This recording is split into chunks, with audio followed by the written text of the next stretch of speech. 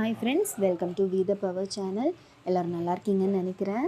இன்றைக்கி நம்ம சேனலில் சாமை அரிசி வச்சு ஒரு புலாவ் எப்படி பண்ணுறதுன்னு தாங்க பார்க்க போகிறோம்.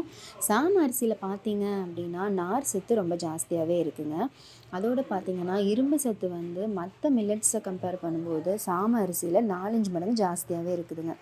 இது ஈஸியாக டைஜஸ்ட் ஆயிரும் சாமை அரிசி பார்த்திங்கன்னா. ஸோ குழந்தைங்கள்லேருந்து பெரியவங்க வரைக்கும் எல்லாருமே இதை சாப்பிட்லாம். அதோட எனக்கு ஒயிட் ரைஸ்னால் ரொம்ப பிடிக்கும் அப்படின்னு நினைக்கிறவங்களுக்கு இது ஒரு நல்ல ஆல்டர்னேட்டாக இருக்குங்க. ஏன்னா ஒயிட் ரைஸ் எப்படி எவ்வளோ டேஸ்ட்டாக இருக்கும் அதே அளவுக்கு இந்த சாமை அரிசியும் வந்து பயங்கர டேஸ்ட்டாக இருக்கும். வாங்க ஃப்ரெண்ட்ஸ், சாமை அரிசி வச்சு எப்படி புலாவ் பண்ணுங்கிறத பார்க்கலாம். நாங்கள் வந்து ஒரு சின்ன கப்பில் 2.5 கப் அளவுக்கு சாமை அரிசியை எடுத்து நல்லா அலாசி ஊற வச்சு வச்சுருக்குறோங்க. 1 மணி நேரம் ஊற வச்சுருங்க அரிசியை. 1 கப் அரிசிக்கு 3.25 அளவு தண்ணியும் தேங்காய் பாலும் சரி விதமாக கலந்து நாங்கள் எடுத்து வச்சுருக்கோங்க.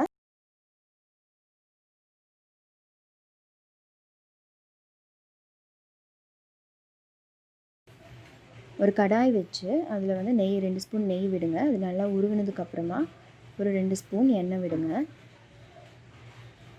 நெய்யும் எண்ணெயும் நல்லா காயட்டும். காஞ்சதுக்கப்புறமா ஒரு 4 துண்டு பட்டை, ஒரு 5 பல் கிராம்பும் போடுங்க. அது நல்லா பொரிஞ்சதுக்கப்புறம் ஒரு 10 முந்திரி பருப்பு போடுங்க. கூடவே கொஞ்சம் சோம்பு போட்டு பொரிய விடுங்க. அதுக்கப்புறமா கொஞ்சமாக கசகசா சேர்த்துக்கோங்க. இது எல்லாத்தையும் போட்டு கொஞ்சம் தொலாவி விடுங்க. கொஞ்சம் பொன்னிறம் ஆகட்டும். தொலாவி விட்டதுக்கப்புறமா ஒரு 4-5 பச்சை மிளகாய் போடணும். பச்சை மிளகாயும் போட்டு நல்லா தொலாவி விடுங்க. அதுவும் வறுபட்டதுக்கப்புறமா ஒரு 2 பெரிய வெங்காயம் நாங்கள் அரிஞ்சு வச்சுருக்குறோம், அதையும் போடுறோங்க. அதையும் போட்டு நல்லா தொலாவி விடுங்க.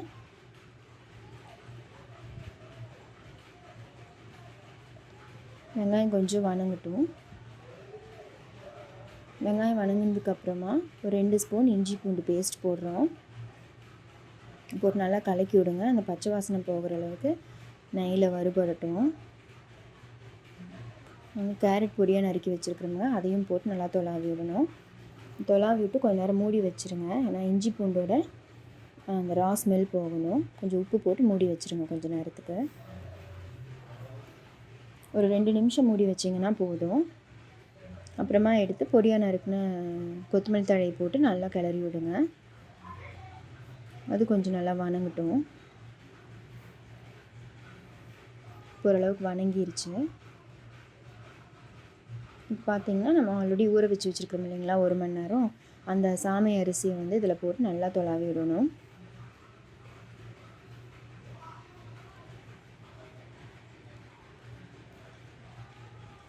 நல்லா கிளறி விடுங்க.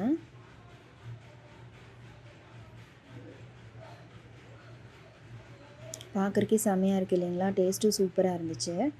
ஸோ இப்போ வந்து நல்லா தொலாவி விட்டதுக்கப்புறம் நம்ம தேங்காய் பால் எடுத்து வச்சுருக்கோம் இல்லைங்களா, அதை சேர்க்கணும். அதை சேர்த்து நல்லா கிளறி விடுங்க.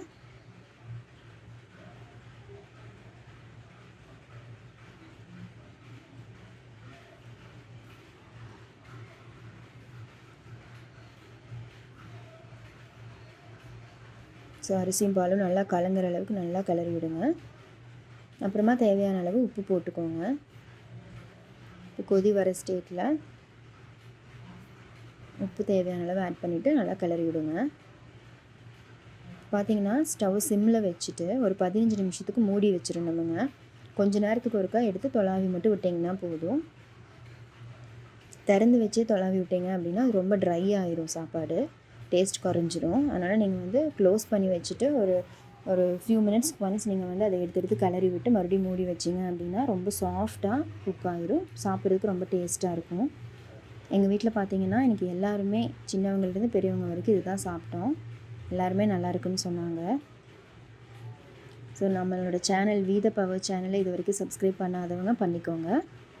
இது மாதிரி உங்களுக்கு நிறையா டேஸ்டி அண்ட் ஹெல்தி ரெசிபிஸ் காத்துட்ருக்கு.